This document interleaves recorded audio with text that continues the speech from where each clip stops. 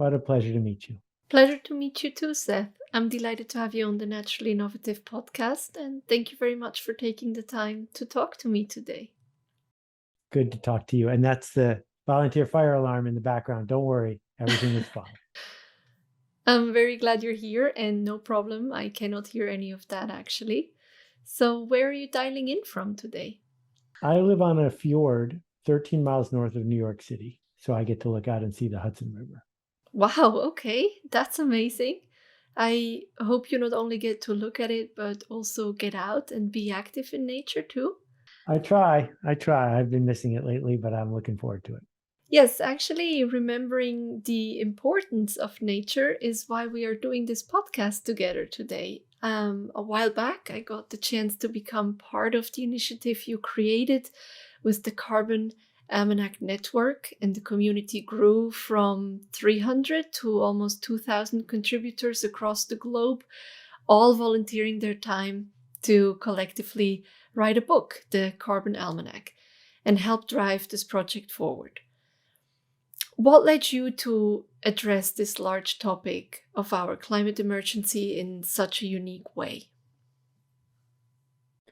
Well, it's our project, it's our problem, it's our emergency. And, it's one thing to show up in the world and help people who need your help, to see people who are unseen, and to contribute when there's no benefit for you. But at the same time, we are now facing an existential crisis that affects all of us. And it occurred to me that we could model community behavior to figure out how we could solve the problem that we caused. Because we have a systems problem, and the only solution to a systems problem is a systems solution. I really like what you said about coming together as a community to figure out how to be part of a system solution to the problem we caused. And when I tell people about the Carbon Almanac network, I always say that to me, it's a beautiful example of a truly community driven initiative and one of co creation as well, especially for a problem so complex and urgent like climate change. We as individuals, we can oftentimes feel overwhelmed, almost paralyzed when thinking of it. So, what is your perspective on the role of individuals and communities to drive positive change? Well, as we learned from Margaret Mead, the only thing that has ever changed the world is individual action. Prime ministers, presidents, they don't do it. They follow, they don't lead. And there are a lot of people. I've been on the road for a couple of weeks talking to people about climate. There are so many people who are just waiting for someone more powerful than them to solve the problem. And it's not going to be the solution. And the solution is also not recycle your plastic bottles or have a compost pile in your backyard. The solution is individuals coming together, having a conversation, and taking community action. That is what changes the world. Without a doubt, yes. And I find it quite remarkable that in the Carbon Almanac network, so many different individuals from different backgrounds, cultures, being used to different political systems and forms of leadership, come together and find this common ground or almost a shared mental framework when it comes to taking action in the face of climate change. So, what would it take, I wonder, to come to a more collective understanding that climate change knows no borders and we are in this together as a society? So, in other words, how can we replicate this culture that we created as part of the Carbon Almanac network and introduce it to a broader scheme like municipalities, cities, countries, for them to become more climate positive? So I'm honored that you had such a great experience, but I don't think it is possible or even useful to try to cause that change to happen. And the reason is we've all been indoctrinated from a young age, indoctrinated to look for things that were convenient, were easy, that would raise our status, that would give us affiliation, to make a living, to feed our family.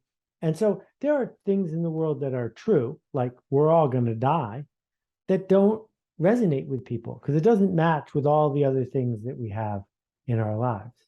So the hard work we have to do, because it's so urgent, because we only have 5 or 10 years, is not to change the way people think, but to say the way you think is right.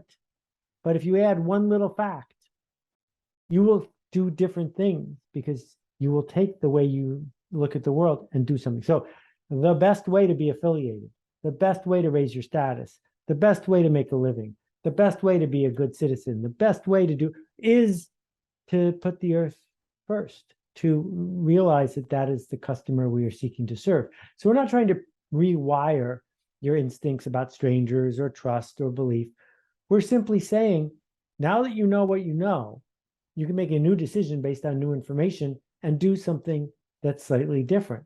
And we're seeing this in so many ways. Like, so Amazon, which is well known for being really selfish, bottom line oriented, they're not fancy with their desks or everything else because they have a mission, just bought 10,000 electric delivery trucks. Why would they do that? Not because they want to be good people, but because 10,000 delivery trucks that are electric is a smart decision. And so let's start making smart decisions. Let's understand that something wrapped in plastic is going to lower your status, is ultimately inconvenient and more expensive than you think. So you're going to buy something else instead. Yes, let's stay with making smarter business decisions by putting our planet first. You write a daily blog, and in one post not too long ago, you talked about how we can sustain life on Earth and at the same time keep satisfying our human needs for mobility, for food, for comfort, for connectedness, with businesses that are mainly in business to grow and generate a profit. So can you maybe explain a little more how a business can satisfy these customer needs and avoid harming our home planet? So the system that we are part of was built on industry. Industry changed the world because it made it so that one person has way more leverage than they used to.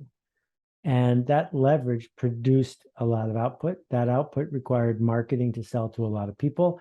And that required customers, and customers needed to be indoctrinated into the system of being customers and of going shopping. And all of it was fueled by cheap energy. That cheap energy coming out of the ground essentially for free makes everything else easier for industry. And we cannot go forward and still charge too little for energy, because all of us are paying a tax. All of us are paying for that burning. And so we now have these systems that know how to see problems, solve problems, and charge money to do so. We can see that the most valuable companies in the world don't make that much stuff. They make experiences, they make connection. And yes, the oil companies still have trillions of dollars of stuff underground they would like to be able to pump up. But making the price of fuel cheaper, if it comes from the ground, is really expensive.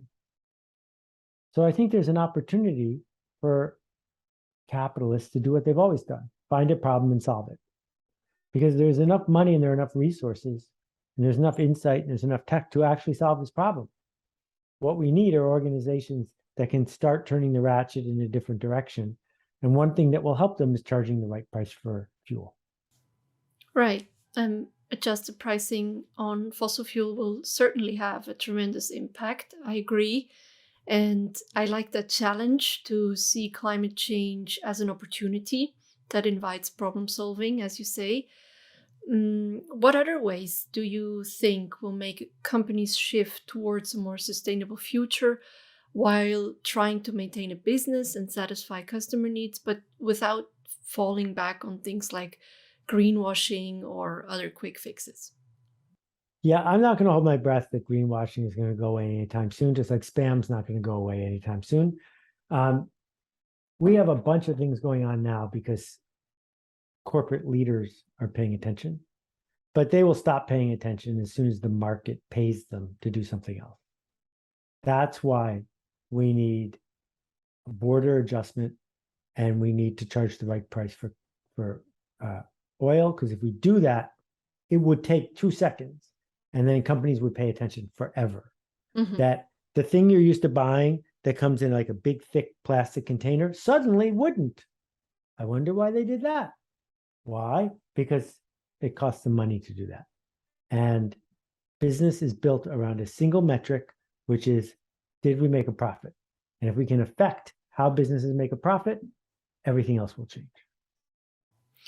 Yes, definitely. I mean, coming back to an individual's perspective, you said we are all indoctrinated from a young age to pursue things that positively impact our status and give us affiliation, but that at the same time we need to aspire to a system change that we all need to be part of. So, what are things that you'd say will help with this collective shift and help make better decisions as individuals? Well, one of the things that's happened in the last 10 years because of the spread of social media is, on one hand, people have learned an enormous amount. There's been more information in front of more people than ever before. On the other hand, people have come to be skeptical of things that are actually true. That if you do the science, if you do the math, there is no doubt that vaccines are safe. There is no doubt that evolution is real. But we are surrounded by cultural forces that push us to claim that we're a skeptic. And I think people who have understood the science need to speak up and say, look, I'm showing you now the Chinese edition. Yes. You can look it up, right? Go look it up, do the math, get smart about it. And if you tell 5 friends and they tell 5 friends, pretty soon we will have spread the word that this is real, this affects all of us. It is not a political issue. It is an issue about waking up and seeing what is actually happening. I really like that, how you say everyone who has understood the urgency can speak up and spread the word. And providing the useful facts for that is something that the Carbon Almanac book is doing. It's a source of knowledge, but it is also promoting to take action to protect life on Earth and create better futures. What narratives do you find helpful when it comes to envisioning and creating these better futures? Well, I mean, we know that the Earth is going to be fine. We know that 200 years from now, there will still be a planet here. That's not the question. The question is, will we be fine? And the world keeps changing. In 1960, when I was born, we were 10 minutes away from a nuclear war that would have killed every person on the planet. And in the 1920s, when cars took off, we paved the whole Earth. And 3 years ago, a bunch of scientists came together and in record time created a vaccine that saved millions of lives. We are capable of doing extraordinary things. And the longer we wait, the harder it's going to be later. So the message, I think, is we can't stop this from happening. It's been going on for 100 years, but we can make it better. We can create more resilience. We can lower the effects of it. We can make it so that 15 million people won't become climate refugees next year. And it's not human nature to do something in advance. It's human nature to wait till it's an emergency. But I'm hoping that if enough of us speak up, we will do something now because it is an emergency. It's an emergency indeed, and you said it. Earth, nature doesn't need us to survive, but will we survive? Do you think there's something we can learn from how nature, Earth operates, or from natural systems that we can apply to our systems? Well, Charles Darwin wrote the foreword for one of my earliest books. If you look at what the Earth does when we're not around, it doesn't care if a species goes extinct. And it knows that the climate and the environment is going to change. Just go ask a dinosaur. We didn't kill the dinosaurs, but there aren't any. But there are chickens, and chickens are directly related to dinosaurs. Things evolve. And what it means for things to evolve is that any individual entity goes away. If we just look at it in the economic sense, almost every company on the Fortune 100 list of biggest companies wasn't there 30 years ago. And the ones that were there 30 years ago are gone. They come and they go. And everyone who's listening to this podcast is going to be dead within 100 years, every single one of us. We come and we go. So the real question is not, can we stay forever? It's, how can you do work you're proud of? How can you create systems that people will thank you for 50 years from now? How can you show up when you have the chance and do something that makes a difference? And there's so many examples of things that we could do right now. Two of them. This is me talking, not the almanac, because the almanac is no opinions, 100% footnoted, fact-based.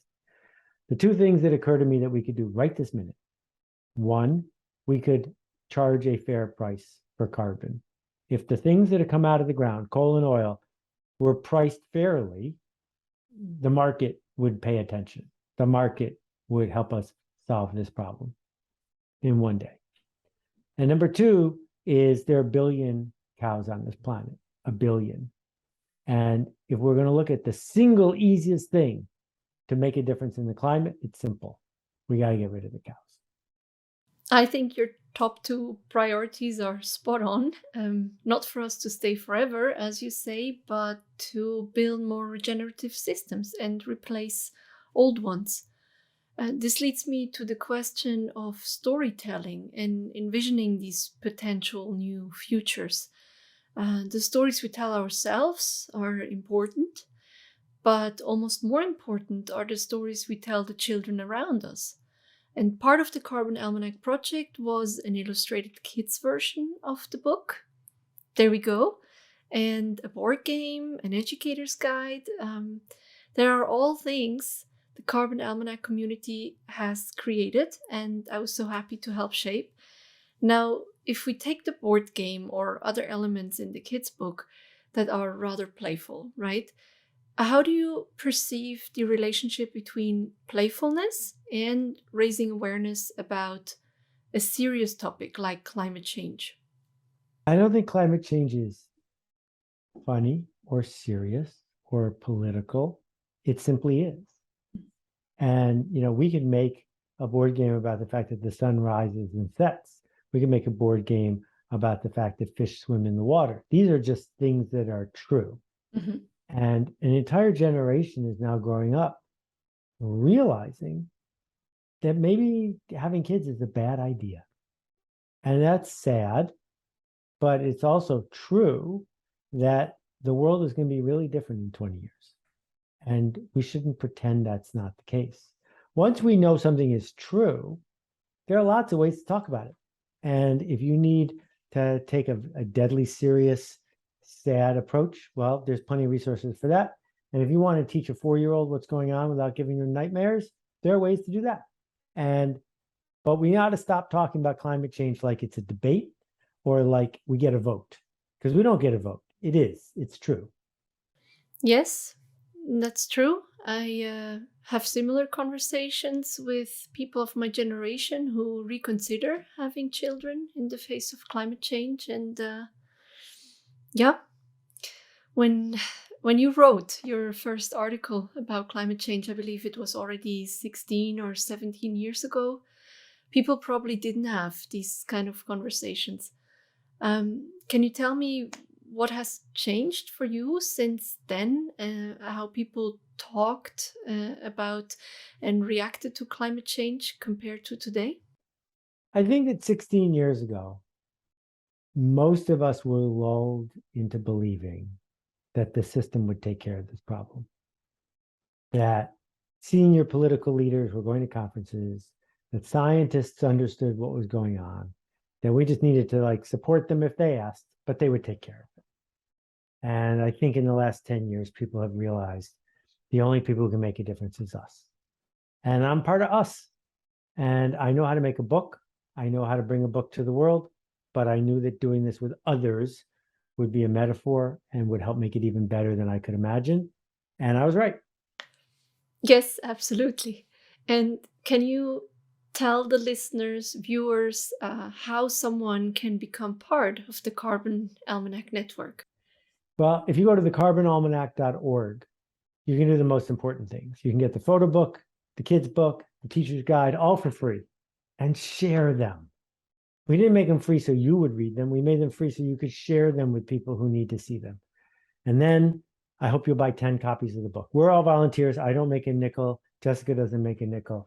But if you can get 10 copies of this, and we made it cheap on purpose, 14, 15 bucks, and you can hand them out at work and you can have a discussion about them, that's what it's for, to talk about it. You don't have to agree with every action, but we need to talk about it. Yes, to everyone out there, please do exactly that. I will link the different resources Seth mentioned in the show notes, so very easy for you to find. Please check them out. And to you, Seth, I want to say thank you so much for initiating the Carbon Almanac Network and for taking the time to share your thoughts with me and everyone following this podcast during this conversation. Thank you. I think you've made a lot of important points, and it's just a pleasure to watch somebody show up and lead, raise their hand and say, let's ask some hard questions. So thank you for doing that.